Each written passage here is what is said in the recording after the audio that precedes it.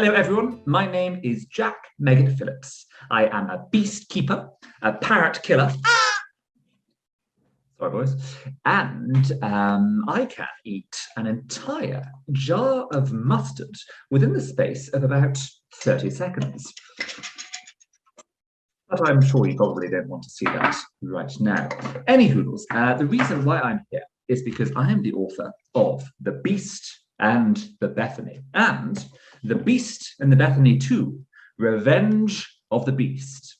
Now then, these books are basically about a young 500-year-old, a carnivorous beast, and a rebellious prankster who's about to be eaten. Now then, this is the opening chapter of Revenge of the Beast, where a very, very important meeting takes place. Chapter 1, The Beastly Beginning. When Ebenezer Tweezer was 11 years old, the world was much younger. Instead of cars on the streets, there were horses and carriages. In place of phones and computers, people would communicate via letters and hopeful shouting. Electricity was nothing more than a silly word back then, which meant that you could only read books past bedtime if you had an extensive collection of candles. In short, it was a pretty rotten time to be alive. And for poor Ebenezer, it was especially rotten because he was a deeply unpopular child. I mean, it's hard to say what made him so unpopular. Perhaps it was because he had a smug-looking face, or it might have had something to do with the fact that his outfits were always rather extravagant, filled with ruffles, colourful patterns, and lovely flowers. Anyway, whatever the reason, it was clear that the other children did not care for young Ebenezer. He was never invited to their feasts, jester jousts, or theatre trips. The neighbourhood bully, Nicholas Nickel, would regularly chase Ebenezer home, hurling rocks at the back of his head. On one such day, Ebenezer was sprinting through a field when he stepped on something squishy. He looked under his shoe and found that the squishy something was a worm-sized blob of grey with 3 black eyes, 2 black tongues, and a tiny, dribbling mouth. "Help me," said the squishy something, as Ebenezer scraped it off his shoe. "Oh, terribly sorry about trampling over you." As Ebenezer looked at the squishy something, he knew he was holding something extraordinary. For a few seconds, he just stood gazing at it, but then he remembered his manners. "My name's Ebenezer, and I am a beast. If I don't have something to eat soon, I'll disappear entirely.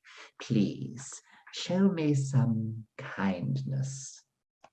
Ebenezer had never been needed by anyone before. He generally felt like he got in people's way, especially his mother's. He seized upon the opportunity by feeding the beast some grass and daisies. "Very kind of you, but that's the wrong kind of kindness." Ebenezer looked behind him and saw that Nicholas was almost within rock-throwing distance. He ran further into the field and picked some blackberries from a nearby bush. "Well done for trying," said the beast, through tiny, gritted fangs. "But this isn't exactly a proper meal now, is it? Surely somewhere you can find me something with a pulse."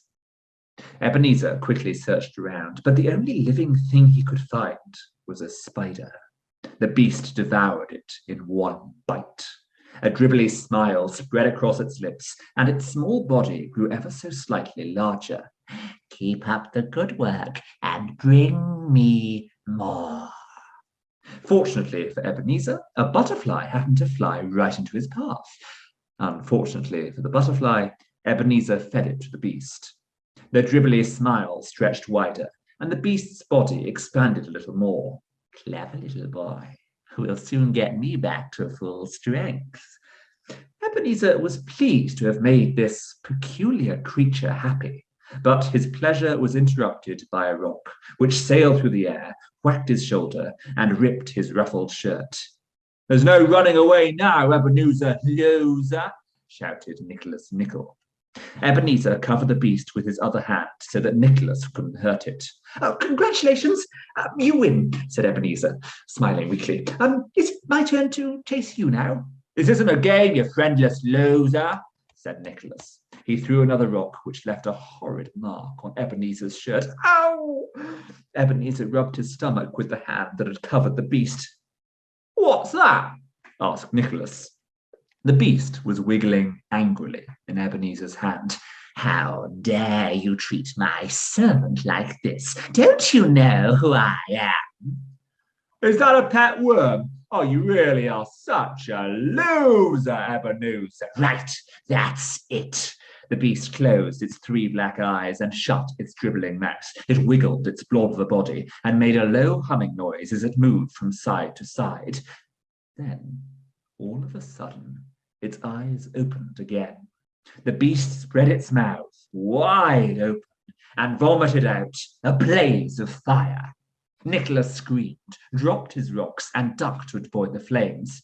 Oh, my goodness, I'm so terribly, began Ebenezer. But then he saw how Nicholas was looking at him. There was fear in his eyes, and that fear looked awfully like respect. Throw me at him if you want to have some fun, whispered the beast.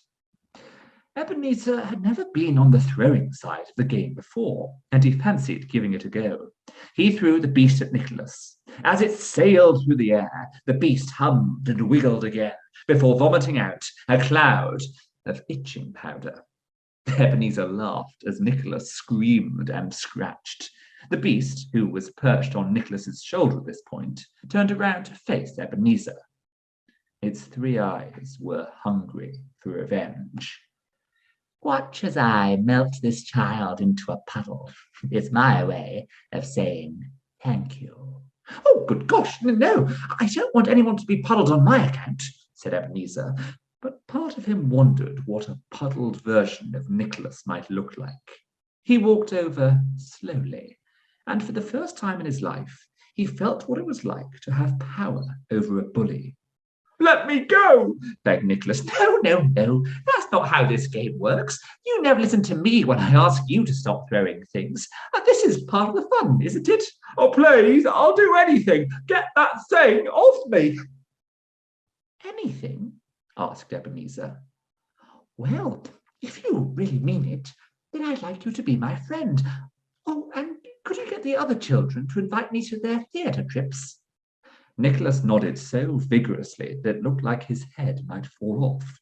Ebenezer smiled, but not with any weakness this time. He scooped the beast off Nicholas's shoulder and said, You may leave now, Nickalooza. Nicholas didn't laugh at this little joke as he ran away, but it didn't matter because the beast was laughing enough for the 2 of them. Ebenezer continued the walk back to his house, carrying the beast in his hand. Every now and then he would pick up worms, insects, and anything else he thought the beast might like. By the time they reached the back door, the beast was the size of a tennis ball. No one's ever done anything like that to me before. My mother usually says that my life will improve once I stop being annoying. Would you like me to melt Mummy into a puddle? Oh, no, absolutely not. And please do stop threatening to puddle people, said Ebenezer. He looked sadly at his shirt, which was ripped and dirtied with mud. But if you can fix my outfit, I would be very grateful. Why fix something broken when you can have something new and shiny instead? The beast vomited out a gold-buttoned shirt made from the finest materials. This is the prettiest vomit I've ever seen, said Ebenezer. Oh, you'll stay with me, won't you? I think we could make an excellent team. Yes, I think we're going to be great friends. And don't worry, I promise that you will never, ever get rid of me.